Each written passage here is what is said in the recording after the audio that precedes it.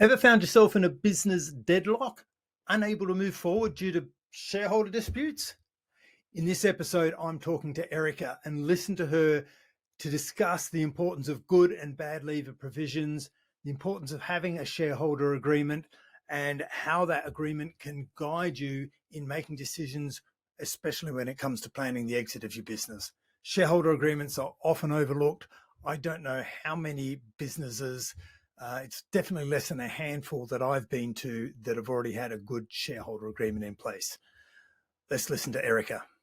Welcome to the podcast that's dedicated to helping business owners to prepare for an exit so you can maximize value and exit on your terms. This is the Exit Insights podcast presented by Succession Plus. I'm Daryl Bates-Brownsword, and today I've got Erika back with me. Erika's a commercial lawyer, and she had such an impact last time. I asked her back to talk to us about shareholder agreements. Welcome, Erika, and thanks for joining me today. Thank you so much for inviting me back, Daryl. It's lovely to be here. Yeah, brilliant. Now, Erika, last time we spoke, we said we touched on the topic, and we said one of the things that often, I guess, get slipped or business owners aren't aware of in terms of the protecting their business, and especially in the unplanned exit circumstances, or even when it comes to a planned exit, is that we need to consider something that is known as a shareholders agreement. Can you start by just giving us a bit of a heads up of what a shareholders agreement is? Absolutely. So you know how I love a legal document, and you know how I love business owners to start as they mean to go on. If you own a company, the reason you want a shareholders agreement is to essentially set out the rules under which your shareholders will operate. So whether they own very few or very many shares in your business, you want to set out some rules around that. So the shareholders agreement is a private document, i.e. it's not something that comes automatically in law to protect your company. It's a private document between you and your fellow shareholders that sets down those rules. And between you can agree on what those rules look like. So that might be restrictions around spending and all sorts of things. Okay, so it's not required by law. It's just if I have a business and I'm in with a number of other business partners or shareholders, it's kind of a rules of engagement for shareholders. Yeah. Yeah, absolutely. That's a really nice way to put it. Rules of engagement. You know, what happens if we fall out? How do we deal with that? What happens if you want to leave and I don't want you to leave? What happens if the reverse is true? What happens if you suffer a tragic accident and you no longer have mental capacity to deal with business things? How does that work? Where does that leave me as the shareholder and director of this company? Do I have the authority to act without you being there? So it's all manner of things that may happen. Rules of engagement is a lovely way to put it. So you're touching on I think a few points that business owners may have been making assumptions about. So I guess we should start at the top. If I'm a major shareholder of the business, I started the business and I started as a sole owner, and over the years I've gradually allowed or invited or for what in whatever structure had other shareholders join the business, but I'm still a majority shareholder. I own, I don't know, let's start with 95% of the business. Is there any threshold point where I can just make assumptions and go, look, I'm the boss, I call the shots, you've got to do what I want? Or is there any shareholder level where we have to start considering these agreements? I get it's good practice, but from a legal perspective. Yeah, so you're absolutely right. It's good practice. It makes life easier in day-to-day management of your business, and indeed if you want to sell it. The bottom line is this: if you have other shareholders, whether they are minority shareholders or major shareholders in your business, you have to have them on board if you want to sell. So you cannot force anybody in law to sell their shares. You can say, I might own 95% of the business and you might own 5%, Daryl, but if I say I want to sell my 95% and you say, well, I'm sorry, Erika, I don't want to sell my 5%, then I can't physically make you sell those shares unless we've got a document in place that enables me to do that. Okay. So it's a bit like a prenup then as well. We've got rules of engagement, and we're agreeing while we're still friends, if for planned reasons or not, or health or any other reasons, if one of us chooses, or one of the shareholders chooses that they want to move on, and they no longer want to be part of it, we need to agree how we're going to do that. I guess we also need to agree how we're going to value your shareholding, especially in a private, SME company. We're not listed. The equity in our business is not liquid. There's no market as such for our equity. And if it's a minor shareholder, we want to, I guess, and I'm the major shareholder, I guess they want some sort of sense of control of who their new shareholder is. Absolutely. So the shareholder agreement would deal with all of those things that you've suggested. You're absolutely right. Valuation, as you say, really, really important. There's no market drivers in the kind of businesses that we deal with, the SMEs, to say, well, this is how much these shares would be worth, because they're not listed. So it's really important that we have an understanding on how that takes place. And we often use fair value, which is somebody independent, usually an accountant or an auditor, saying, well, look, based on your turnover, this is what we think your shares will be worth. And that's really important, because we might not just want to sell our business. In many cases, that's exactly what motivates us to do these things. But I've had situations where shareholders pass away unexpectedly, and the last thing that you want is for one of my sons coming in as your 95% fellow shareholder, when they know nothing about our business and nothing about the relationship that we have and how we do things. So it regulates that as well. So as well as if you want to sell, it gives you those rules of engagement. Now, you touched upon a point which is really important. You called it a prenup, and it's very, very similar.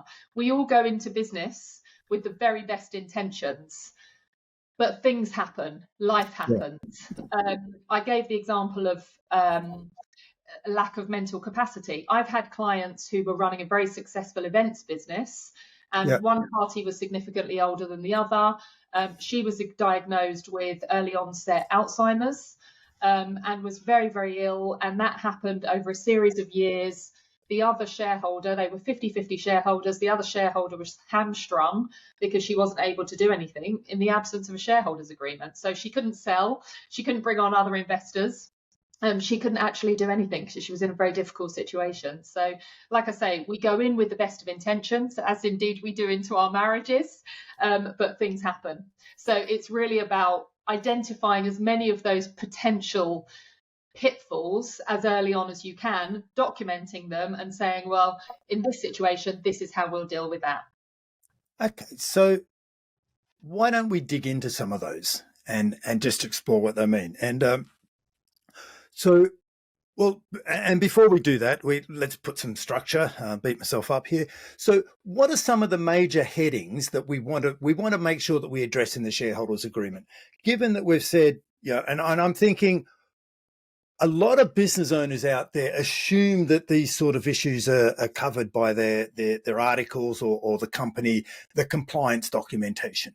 So what are some of the headlines that we want to make sure that we address in the shareholders agreement? And I'll get us started because we've already discussed it, is how we can sell our equity, I think. But over to you to guide us through this. Yeah, absolutely. And it's a great question. So we know, Daryl, dealing with companies, that if you have a limited company in the UK specifically, because that's what we're talking about here, we have Articles of Association, which is largely similar across the globe. But the Articles of Association is the legal document set out in law that says this is what you can and can't do with companies. That doesn't help us. So we then have this shareholders agreement. One of the things that we would absolutely want in that shareholders agreement is drag and tag along rights. You and I both know what they are because of what we do. But essentially, what they are is that if you're a majority shareholder and therefore you have minority shareholders in your business, so in the example that you gave, you've got 5% shares in my business and I want to sell, I want to be able to drag you along to sell with me because you're a minority shareholder. So long as you own below a certain percentage, which we can set in that shareholders agreement, I can drag you into the sale. But the tag also means that if I want to sell my share, you can join me and say, well, hang on a second, Erica, I might only have 5%, but I want to join you. So I'm going to tag along with your sale as well, so I can get my equity out too. So push and pull. And I guess, yeah, you've explained the concept really well. And here's where it gets specific to each business. If a business has 10 shareholders or 20 shareholders or just 2 shareholders, and depending on where they see their business going from a shareholding over time, they can figure out how tight or loose they want to be. I guess they can say, well, we need 50% of equity holders to agree to a sale before we go ahead, or you can put some whatever rules you like in. Am I understanding correctly? Correct. Yeah, absolutely. So the nice thing about the shareholders agreement, that so long as you're not breaking the law, being acting fraudulently or something like that, then essentially you can pretty much say whatever you like in it. Now, the Companies Act sets out very clearly some things that you can and can't do with shares. And there are certain procedures that have to be followed. So, for example, you have to report changes to Companies House, our UK registrar of companies. That's set in law. You can't change that, for example. But what you can say in this agreement is the shareholders agree that we won't spend, without unanimous consent, for example, or at least 75% agreement of all of the existing shareholders, we won't incur an expenditure of over £75,000 in the business or something like that. So you can set those parameters really clearly. I've had situations where shareholders have said, if one party, a significant party in the business, unfortunately dies, then the wife of that individual wouldn't inherit the business, but she would get a payoff of a percentage or of an equivalent value of X. And then we can determine a formula to make sure that that person is then in that awful situation, financially comfortable. So there are lots of creative things you can do in that agreement. So this is the planning for the unplanned exit now. So if one of the shareholders passes away whilst in active engagement in the business, they want to make sure that their family is looked after in a way that's expected, and they get reimbursed, shall we say, for the value of their shareholding. Where does that money come from? Let's assume the business doesn't have millions or whatever the valuation is in cash sitting in the bank accounts. How do they fund that? I guess, again, it's up to each business to get creative around that. Is that what you're suggesting? Yeah, absolutely. So we don't normally put how it's funded in the shareholders agreement, because obviously that is subjective depending on what's happening at the time in that business. There are lots of ways to do it. Sometimes other shareholders take on some of those shares and therefore they put some cash into the business to purchase those shares, which would then be paid out to that exiting shareholder, whatever that exit looks like. They can take a loan, they might have cash in the business, they might agree to pay it by installments. There are lots of different ways to cut it, basically. And I guess the business can even take out some sort of insurance as well. Yes, so you do have key man insurances. That's whether that's a right or wrong terminology. That's what it's known at. So key person insurance is really important and can be valuable. It doesn't always cover everything you might hope for, so we have to be quite careful with those insurances. We can't 100% rely on those to necessarily pay out values of shares, but that can certainly cover some gaps. Okay, so we're starting to unpick it now. We've got some scenarios where there's an unplanned exit due to death or disability or something unfortunate. We've got the scenario where if one person just wants to change their career or move on or feel they no longer fit to the strategy of the business, we've got some tag along clauses there. What other scenarios do you need to make sure that are included in the shareholders agreement, Erika? So there are probably a couple of other really important ones. The next most important, I would say, after drag and tag would be good and bad leaver provisions. So frequently omitted from company regulation documents, not set out in law. So what I mean by good and bad leaver provisions are that if you and we go into business with the best intentions, we fall out, I want you to leave. You say, over my dead body, not going to happen. And I say, well, I'll pay you off. And you say, well, that's not enough. You're never going to be able to afford to pay me off, Erika. So I'm just going to stay here and I'm going to be a thorn in your side, which means I can never take the business forward. And again, I'm hamstrung, I'm stuck. Yep. So good and bad lever provisions set out some processes and some parameters whereby you can leave either on good terms. So we can agree that you leave and we value in a certain way. We value those shares following a certain process. Or we've fallen out irreparably. We can't repair our relationship. And under the terms, if that is the case, you then have to leave and you have to give your shares back because that's what the contract, the shareholders agreement says, so that you can't continue in the business and be a thorn in my side. And the same would work in reverse.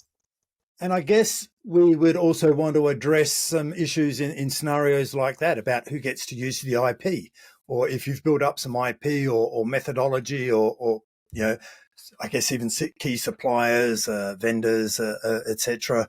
Who can access what? Yeah. Who gets the kids? Absolutely, and the dog, right?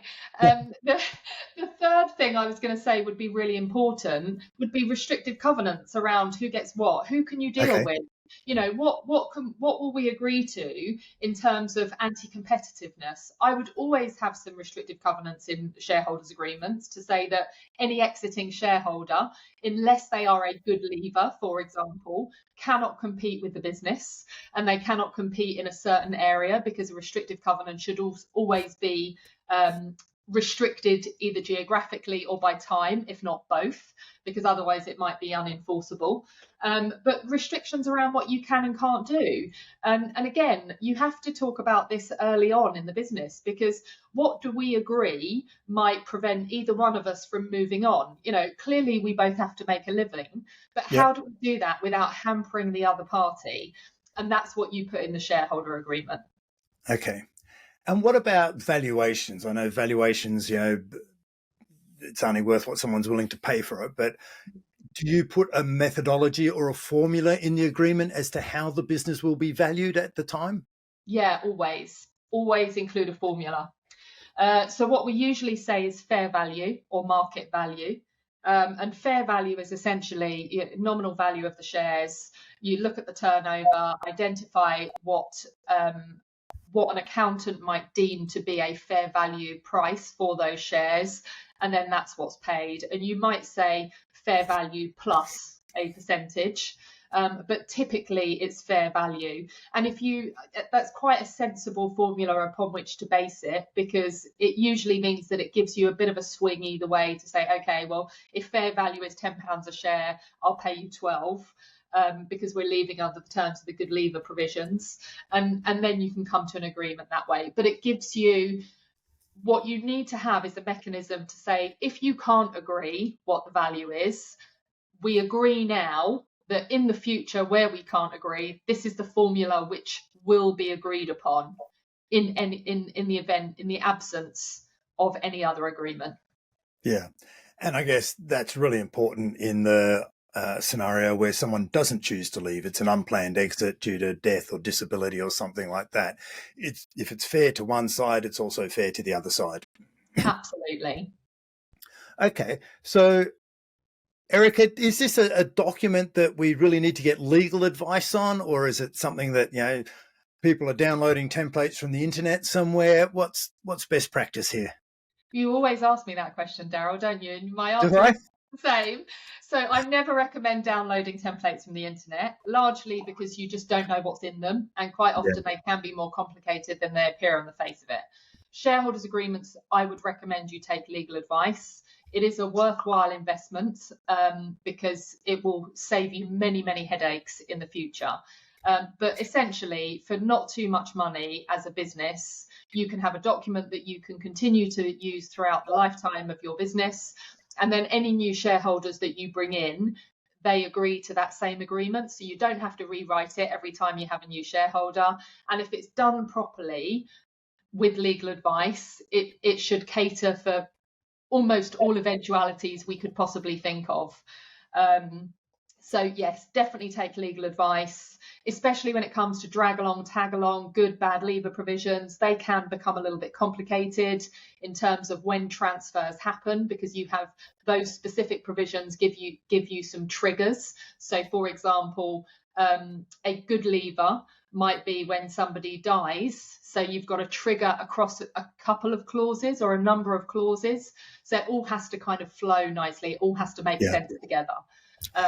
So yeah, take legal advice. And getting a lawyer involved is they're dealing with this sort of thing all the time, so they know what current best practice is. They know what, I won't say getting away with, but they know what you can include and what you can't include, and what is considered a reasonable request or demand. And even if it's butting against legally, they'll know that, well, you can't put that in there. It's just not legal. Yeah, and if that clause is useless, does it void the whole agreement? And they can give you all that sort of advice, and include specifics relevant to the legal structures of your business. Absolutely. And I think that's the key where templates don't work. Unfortunately, what you're getting with the legal advisor is a tailored document to suit your business. Yeah. And that's And really I like what you said. It's once you've got it, you just get new shareholders to agree, because it's not stating how much shareholding they have. That's held on Companies House info. This is just the rules of engagement. By you signing this document, you're agreeing to play by these rules or participate by these rules. And it's a document where we've had the conversation up front and we've considered all possible scenarios. Murphy's Law is that we won't capture everything. So is there some sort of best practice of how often we should review these things, knowing that most businesses don't have one at all? But if we did have one and we're trying to keep things operating best practice, how often should we review it?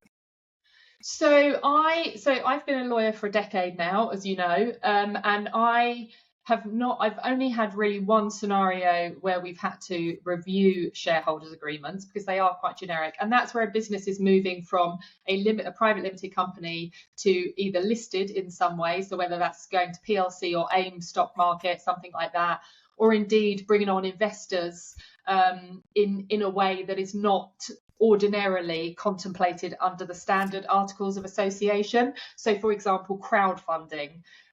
You might then want to make some changes because you have to also make changes to the articles of association. So really, I would say the main reason you revisit this document is if you've grown exponentially and you're bringing in many, many investors, or changing the way that your investment is coming in. Okay, that's a great tip there, Erika. Okay, so we've built our business, we've got our shareholders agreement, we've been running along. We've just been your average business that we've grown steadily over 10, 20, 30 years. We maybe not exponentially, but we've had nice, linear straight line growth, and we've grown the business significantly over our lifetime. Our founders are now getting to the stage where they're going, hey, look, I want to start looking at my exit options. And so they'll get their shareholders involved. But how does this help in the exit planning or the exit execution stage? How do buyers perceive shareholders agreements? Are they go, no-go gauges? What's your experience around that? Yeah, well, I would say, obviously, depending on the structure of a business, they might very well be a no-go gauge if you don't have one, because the seller might then be hampered by other minority shareholders. So it might be that the buyer might be able to come in and just take over the shareholding from the major shareholder. So I would say, as a buyer, if I were buying, I would be comforted by the fact there was a shareholders agreement rather than the opposite, essentially. I would be more concerned if there wasn't one and there were multiple shareholders. Yeah, it's just mitigating another risk, isn't it? If someone's looking to buy your business and they're just only having the conversation with the main shareholder, who's, I think we started, they're the boss, they're calling the shots. The buyers want to know that conversation includes all of the other shareholders, and that there's not going to be any gotchas at the last minute that someone may say, well, actually, I don't want to sell. Absolutely. We can explore rollovers, and incentives, but we just don't want any gotchas, do we? We want to know exactly what it is we're buying, what the risks are, and have a good clean slate to start something new on. Definitely. And if I were a buyer and there were minority shareholders, I would be asking, if we didn't have those drag and tag clauses, I would be asking all minority shareholders to sign the share purchase agreement, or certainly a connotation of that, even if it were a reduced one with less warranties, for example. So if you've got 25 shareholders, and each of them owns 0.025% of your company, they're all going to have to sign your SPA. So that's a lot of people to kind of round up and say, oh, by the way, and then they read the document and it's 127 pages long. And they're going, well, hang on a second, you're getting all this money. I'm not getting that much. Why am I not getting that much? Maybe I don't want to sell. I want to stick it out for a little bit longer. Having your shareholders agreement, drag tag, and that they give you power of attorney to sign on their behalf, that's a buyer's dream. That's what you want. Nice and clean. Erika, look, this has been great advice. Apart from get yourself a shareholders agreement, because it, while we're all still friends, let's get clear on the rules of engagement. It's a really powerful document. What's the key message? What's the number one thing that you really want business owners and listeners to take away from your message today? So I think that the one message I want to get across today is that you think you're the boss, and you probably are, because you founded the business in most probability. You're running it on a day-to-day basis. But if you've got any other shareholders, you need to make sure that you are in control of that business in every way. So my message today is, make sure you understand the setup and the structure of your business so that you have the control that you want. And it might not be that you want to have all of the control, but understand what level of control you have and what limitations you are restricted by, because only then can you make really sound decisions, not just for your business, but for yourself. Because we all do what we do because we love it, but we're usually also in it for some financial gain, whatever that looks like for everybody. And actually having the power to control what that looks like for you is really important. Erika, thanks. That's brilliant. We'll put all your contact details in the show notes. As always, thanks for sharing your exit insights with us today. Thank you so much. I hope you enjoyed this episode of the Exit Insights podcast. And if you have, now's a good time to subscribe and make sure you get notified of all future episodes.